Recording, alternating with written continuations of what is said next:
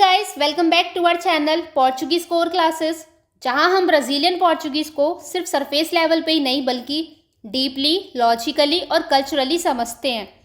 आज का टॉपिक है days, months and seasons in Brazilian Portuguese. लेकिन ट्रस्ट मी, ये सिर्फ वोकैबलरी या याद करने का काम नहीं है, क्योंकि इस लेसन में आप जानेंगे क्यों मंडे को पोर्चुगीज़ में सेगुंदा फेरा कहा जाता है, मंथ्स और सीजन का ब्राज़ीलियन कॉन्टेक्स्ट, और कैसे पोर्चुगीज़ ग्रामर और कल्चर मिलकर लैंग्वेज को इतना यूनिक बनाते हैं। तो अगर आप चाहते हो कि आपकी पोर्चुगीज़ डीप और करेक्ट हो तो ये वीडियो एंड तक ज़रूर देखना। So let's get started. Did you know, क्या आपको पता है कि पोर्चुगीज़ लैंग्वेज में मंडे का लिटरली मतलब होता है सेकंड फेयर। यस, यानी इसे ब्राज़ीलियन पोर्चुगीज़ में सेगुंदा फेरा कहते हैं, जिसका मतलब होता है बाजार का दूसरा दिन। एक और इंटरेस्टिंग बात, ब्राज़ील में सीजन्स इंडिया और यूरोप के बिल्कुल अपोजिट होते हैं। जैसे जब यहाँ गर्मी होती है तो वहाँ सर्दी चल रही होती है। ठीक है, तो चलिए आज के इस लेसन में हम डीपली एक्सप्लोर करते हैं ब्राज़ीलियन पोर्चुगीज़ के इस फैसिनेटिंग कैलेंडर वर्ल्ड को, जिसमें लैंग्वेज, कल्चर और हिस्ट्री तीनों जुड़े हुए हैं। सबसे पहले हम कुछ फन फैक्ट्स देख लेते हैं। दिस इज़ वेरी इंपॉर्टेंट, क्योंकि ब्राज़ीलियन पोर्चुगीज़ में जब हम days of the week, months और सीजन्स लिखते हैं तो उनका फर्स्ट लेटर कैपिटल नहीं होता, अनलाइक इंग्लिश। जैसे फॉर एग्जांपल यहाँ पे लिखा है सेगुंदा फेरा। सेगुंदा फेरा का मतलब होता है मंडे। ठीक है, तो यहाँ पे जो सेगुंदा है इसका जो फर्स्ट लेटर है वो स्मॉल है, क्योंकि ब्राज़ीलियन पोर्चुगीज़ में जब हम डेज, मंथ्स और सीजन्स की बात करते हैं तो उसका फर्स्ट लेटर हमेशा स्मॉल रहता है। ठीक है, यहाँ पे जो ये सेगुंदा फेरा लिखा है तो इसमें जो सेगुंदा है इसमें जो फर्स्ट लेटर है वो कैपिटल है, ये गलत है। ठीक है, स्मॉल होना चाहिए। अब यहाँ पे लिखा है आब्रियू और वेराओ। आब्रियू मीन्स अप्रैल और वेराओ मीन्स समर। तो इन दोनों का भी फर्स्ट लेटर स्मॉल है, क्योंकि ये ग्रामर रूल बहुत स्ट्रिक्ट है पोर्चुगीज़ में। चाहे सेंटेंस की शुरुआत हो या बीच में, इनका पहला लेटर हमेशा लोअर केस ही रहेगा। चलिए अब हम इंट्रोडक्शन देख लेते हैं। इस लेसन में हम 3 इंपॉर्टेंट टॉपिक्स पढ़ेंगे। पहले हम पढ़ेंगे डेज ऑफ द वीक, यानी हर दिन का पोर्चुगीज़ नाम। फिर हम पढ़ेंगे मंथ्स ऑफ द ईयर, जनवरी से दिसंबर तक के नाम। फिर हम सीजन्स पढ़ेंगे, ब्राज़ील के मौसम और कौन से महीने में कौन सा सीज़न होता है। और सिर्फ बेसिक वोकैबलरी नहीं, हम इस लेसन में देखेंगे grammar rules, correct usage, pronunciation tips, cultural background और वो हिडन फैक्ट्स जो नॉर्मली किसी किताब या टीचर से नहीं मिलते। जो चीज़ें लोग स्किप कर देते हैं वही हम डीपली में समझेंगे, ताकि आपको रियल अंडरस्टैंडिंग हो। ठीक है, तो सबसे पहले आता है हमारा डेज ऑफ द वीक, जिसे हम ब्राज़ीलियन पोर्चुगीज़ में उस जीएस द सेमाना कहते हैं। क्या कहते हैं? उस जीएस द सेमाना। ठीक है, पोर्चुगीज़ में डेज़ का जो लॉजिक है वो थोड़ा डिफरेंट है, क्योंकि पोर्चुगीज़ में डेज़ नेम संडे से शुरू नहीं होता, मंडे से स्टार्ट होता है। और हर एक वीकडे में फेरा वर्ड आता है। फेरा का मतलब होता है फेयर या फिर मार्केट डे। तो चलिए एक एक करके हम इनकी प्रोनाउंसिएशन को देखते हैं। मंडे को क्या बोलेंगे हम? सेगुंदा फेरा, सेगुंदा फेरा। ट्यूसडे को तेरसा फेरा, तेरसा फेरा। वेनसडे को क्वार्ता फेरा, क्वार्ता फेरा। थर्सडे को किंता फेरा, किंता फेरा। फ्राइडे को सेश्ता फेरा, सेश्ता फेरा। सैटरडे को साबदू, साबदू। संडे को दोमिंगू, दोमिंगू। मैं फिर से रिपीट कर रही हूँ, मेरे साथ साथ आपको भी रिपीट करना है, तभी आपको इनकी जो प्रोनाउंसिएशन है वो अच्छे से समझ में आएगी।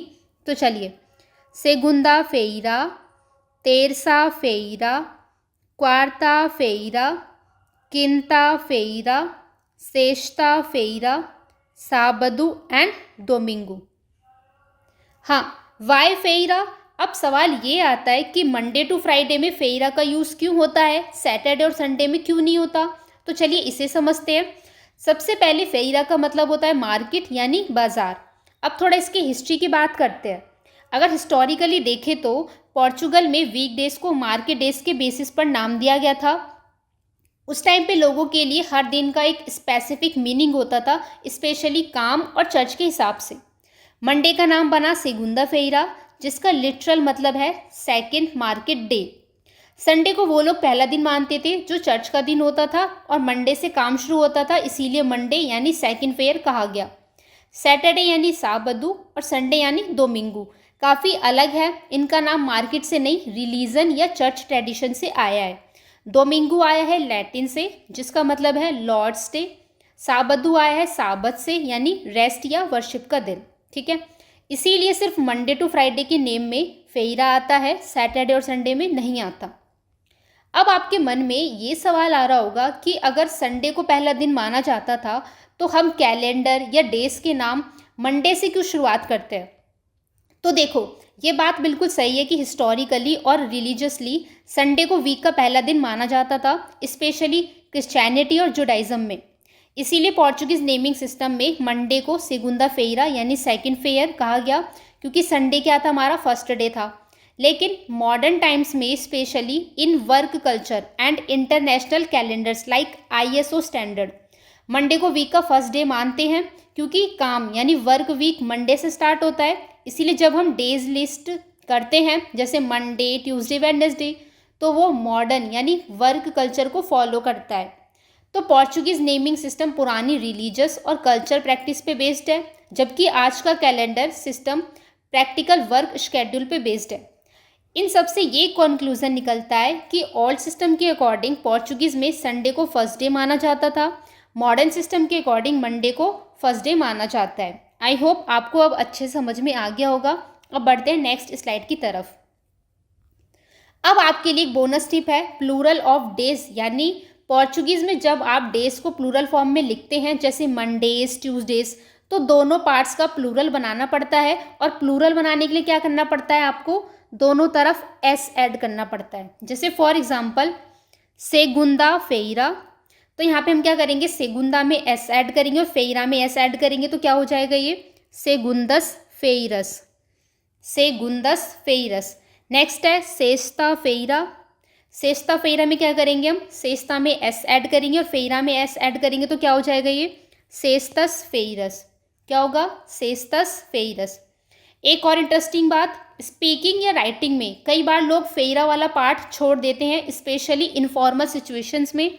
जैसे फॉर एग्जांपल एव अलमोसू नू हेस्तुरांची नस सेगुंदस, एव अलमोसू नू हेस्तुरांची नस सेगुंदस। आप देख रहे हैं यहाँ पे सेगुंदस के बाद फेयरस यूज़ नहीं हुआ है, क्योंकि मैंने अभी आपको बताया है स्पीकिंग या राइटिंग में कई बार लोग फेयरा वाला पार्ट छोड़ देते हैं। ठीक है, नेक्स्ट हमारा अस सेस्तस वो आओ सिनेमा, अस सेस्तस वो आओ सिनेमा, यहाँ पे भी फेयरा का यूज़ नहीं हुआ है। नेक्स्ट हमारा मंथ्स ऑफ द ईयर, यानी उस मेजेस दु आनू, उस मेजेस दु आनू। ठीक है, याद रहे यहाँ पे जितने भी मंथ्स हैं पोर्चुगीज़ में उन्हें स्मॉल लेटर में लिखा गया है। तो चलिए एक एक करके इनकी प्रोनाउंसिएशन को देख लेते हैं। जनवरी, जनवरी को हम क्या कहेंगे, जानेरू, क्या कहेंगे, जानेरू। फेब्रुअरी को फेवेरेरू, फेवेरेरू। मार्च को मार्सू, मार्सू। अप्रैल को अब्रियू, आब्रियू। मई को माईयू, माईयू। जून को जून्यू, जून्यू। जुलाई को जूल्यो, जूल्यो। अगस्त को आगोस्तु, आगोस्तु। सितंबर को सेतेम्ब्रू, सेतेम्ब्रू। अक्टूबर को ओतुब्रू, ओतुब्रू। नवंबर को नोवेम्ब्रू, नोवेम्ब्रू। एंड दिसंबर को देजेम्ब्रू, देजेम्ब्रू। अब आपके लिए प्रो टिप है, जब आप कोई डेट बताते हो मंथ्स के साथ तो हम उस टाइम पे प्रीपोजिशन ए का यूज़ करते हैं। जैसे फॉर एग्जांपल ए जानेरू, ए ओतुब्रू। जैसे हम इंग्लिश में बोलते हैं इन जनवरी एंड इन अक्टूबर, सेम बिल्कुल वैसे ही। अब है हमारा सीजन्स, यानी आस estações do ano, आस estações do ano। तो ब्राज़ील एक ट्रॉपिकल कंट्री है जो सदर्न हेमिस्फीयर में लोकेटेड है, इसीलिए ब्राज़ील में जो सीजन्स होते हैं वो इंडिया या यूरोप के अपोजिट होते हैं। ठीक है। तो चलिए अब हम एक एक करके इनकी प्रोनाउंसिएशन देखते हैं और ये भी देखेंगे कि कौन सा सीज़न कब तक रहता है। फर्स्ट है हमारा समर। समर यानी वेराव, वेराव। तो जो हमारा वेराव है यानी समर सीज़न है वो ब्राज़ील में दिसंबर से मार्च तक रहता है। ऑटम, ऑटम यानी ओतोनु, ओतोनु। तो जो हमारा ओतोनु है यानी ऑटम वो ब्राज़ील में मार्च से जून तक रहता है। विंटर यानी इन्वेर्नु, इन्वेर्नु। तो जो इन्वेर्नु है यानी विंटर वो ब्राज़ील में जून से सितंबर तक रहता है। स्प्रिंग यानी प्रीमावेरा, प्रीमावेरा। तो जो प्रीमावेरा है यानी स्प्रिंग वो ब्राज़ील में सितंबर से दिसंबर तक रहता है।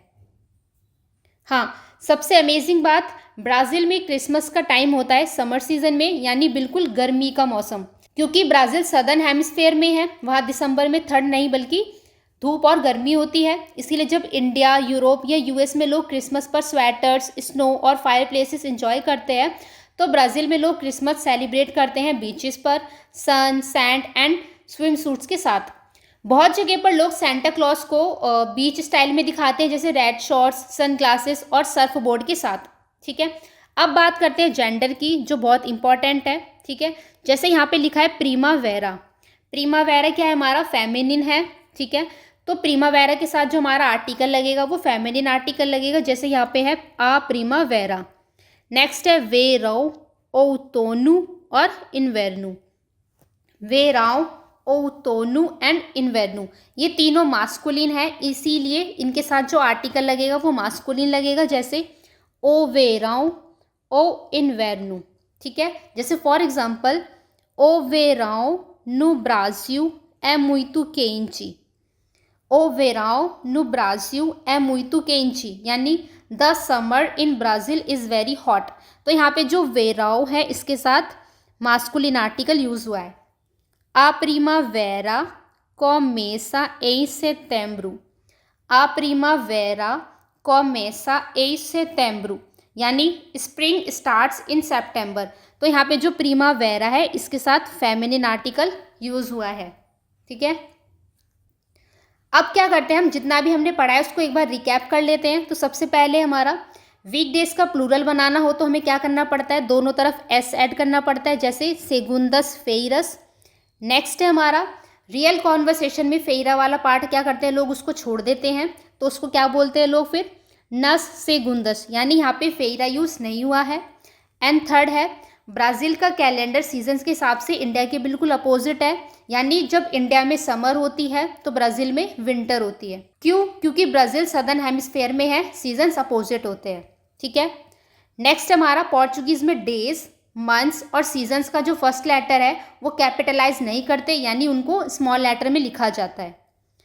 नेक्स्ट है हमारा सीजन्स का जेंडर मैटर करता है, जैसे ओ वेराव, आ प्रीमावेरा। ठीक है, नेक्स्ट है मंथ्स के साथ प्रीपोजिशन ए का यूज़ होता है, जैसे ए जून्यू, ए अगोस्तु। जैसे हम इंग्लिश में इन जून कहते हैं वैसे ही पोर्चुगीज़ में ए लगाते हैं और मंथ्स के नाम से पहले कोई आर्टिकल नहीं आता। तो आज हमने क्या क्या सीखा, डेज ऑफ द वीक के नाम और उनका हिस्टोरिकल लॉजिक, प्लूरल कैसे बनाते हैं और इनफॉर्मल स्पीच में कैसे चेंजेस होते हैं, मंथ्स और उनका स्पेलिंग यानी ऑलवेज लोअर केस, ब्राज़ील के यूनिक सीजन्स और उनके मंथ्स। अब बारी है आपके छोटे से होमवर्क की, आपको इन ब्लैंक्स को फिल करना है और अपना आंसर कमेंट सेक्शन में लिखना मत भूलना, मैं आपके आंसर ज़रूर चेक करूँगी। ठीक है, और कमेंट करके मुझे बताना कौन सा फैक्ट आपको सबसे ज़्यादा इंटरेस्टिंग लगा। और हाँ, अगर आप 1-to-1 या ग्रुप क्लासेस ज्वाइन करना चाहते हैं तो आप हमें हमारी वेबसाइट के थ्रू कांटेक्ट कर सकते हैं या फिर आप हमें मेल भी लिख सकते हैं। So till then keep practising, keep exploring and I will see you in the next video. चाओ चाओ।